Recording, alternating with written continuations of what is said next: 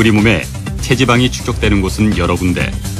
그중에 가장 대표적인 곳이 바로 피부 밑이다. 여성의 경우 살이 찌면 대체적으로 이 피부 밑에 지방이 가장 먼저 축적된다. 하지만 남성의 경우는 그 반대. 배 안의 내장 사이로 지방이 먼저 쌓이기 시작하는데 이것을 내장 비만이라고 부른다. 그렇다면 지방 축적의 남녀 차이는 왜 생기는 것일까?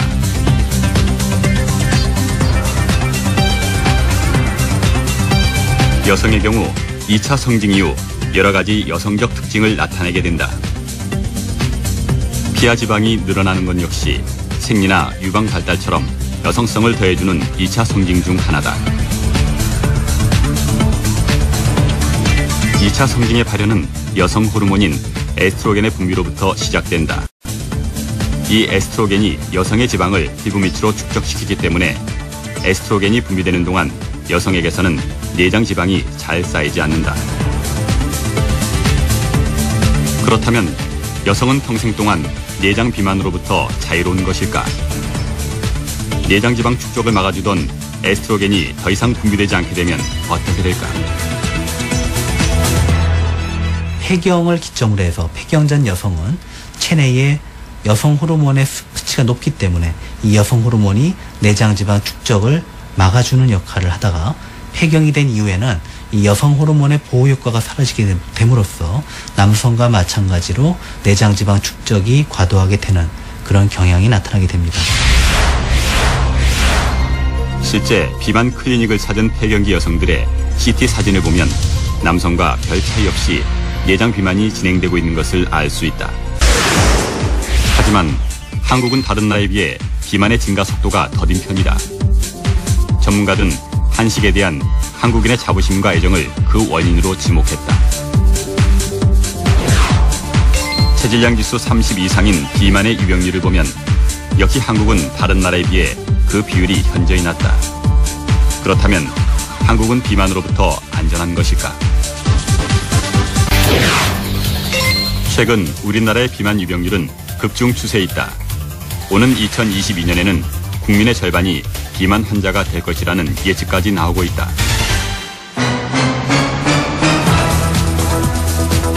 배가 나오기 시작한다는 것은 단순히 살이 찌고 있다는 것만을 뜻하지는 않는다. 그것은 지금 당신의 몸 안에서 내장 비만이 진행되고 있고 조금씩 소리 없이 당신의 건강에 적신호가 들어오고 있다는 것을 의미하는 것이다. 우리는 인생을 여행에 비유하곤 합니다. 목적지, 즉 죽음을 맞이하는 방법에는 여러 가지가 있습니다. 건강하게 살다가 평온하게 죽는 것을 걷는 것에 비유한다면 성인병에 걸리는 것은 뛰는 것으로 볼 수 있습니다. 그렇다면 암이나 심장병, 뇌졸중처럼 치명적인 질병은 죽음을 향해 돌진하는 열차를 타는 것이 아닐까요? 비만이 무서운 이유도 바로 여기에 있습니다. 죽음을 향해 달려가는 속도를 몇십 배나 가속화시키기 때문이죠. 나도 모르는 사이에 어느새 시속 수백 킬로미터의 속도로 달려가게 만드는 것. 그것이 바로 비만이라는 질병입니다.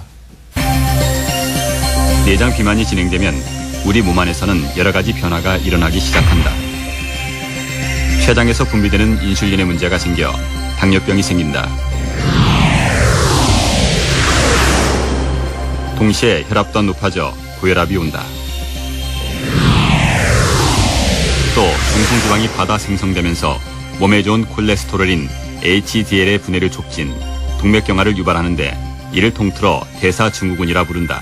대사증후군이 고혈압이나 고지혈증과 같은 단일 질환보다 더 위험한 이유는 고혈압, 이상지혈증, 당뇨병 같은 하나하나도 굉장히 심각한 질환들이 동시에 나타나서 동맥경화를 비롯한 여러 가지 심각한 질병들을 서로 상호작용을 하면서 가속화 진행시키기 때문입니다. 인슐린은 혈액 속의 포도당을 조절하는 호르몬이다. 그런데 혈액 속의 지방 성분이 증가하면 인슐린이 제 역할을 하지 못하게 된다. 포도당이 제대로 조절되지 못하고 혈액 속에 남게 되면 더 많은 인슐린이 분비되는 악순환이 계속된다. 이러한 현상을 고인슐린 혈증이라고 부른다.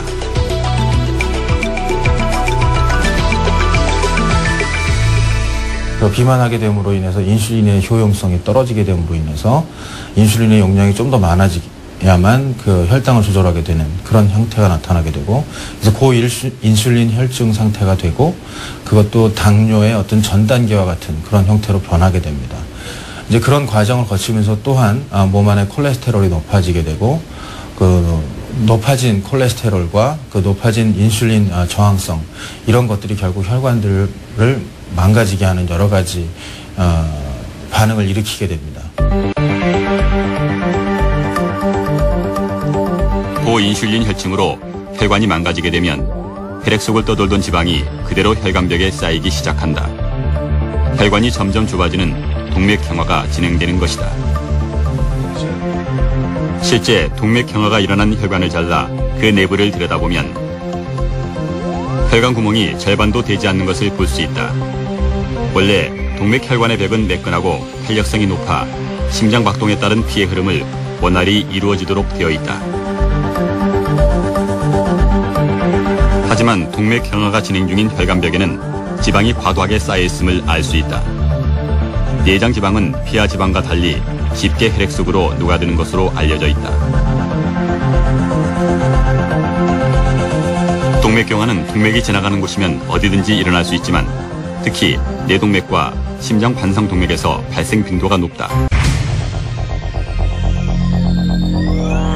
내장 비만은 별다른 증세 없이 심각한 질환으로 발전한다.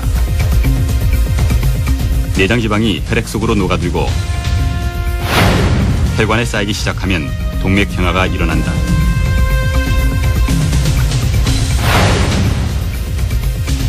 혈관은 점차 좁아지고 딱딱해지면서 혈액 공급이 원활치 못하게 된다. 이러한 동맥경화가 뇌에서 일어나면 뇌졸중이, 심장에서는 협심증과 심근경색이 발생하게 된다.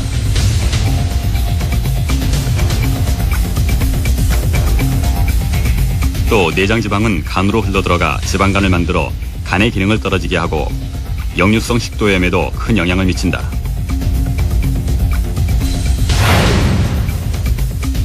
여성의 경우 내장지방은 유방암의 발생 확률을 높이고 난소암과 자궁 내막암의 발병에도 관여한다. 결국 내장 비만은 우리 몸의 거의 모든 질환에 영향을 미치는 셈이다. 비만의 위험에 대한 관심은 날이 갈수록 늘어나고 있다.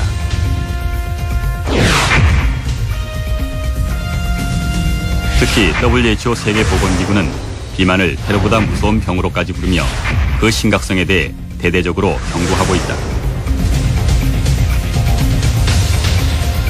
비만과 무관한 것으로 알려졌던 질병들마저 그 상관관계가 속속 밝혀지고 있다. 위액이 식도로 역류되면서 궤양과 출혈을 일으키는 역류성 식도염 역시 내장 비만이 있을 경우 발생 빈도가 더 높다는 것이 우리나라 의료진에 의해 처음으로 밝혀졌다.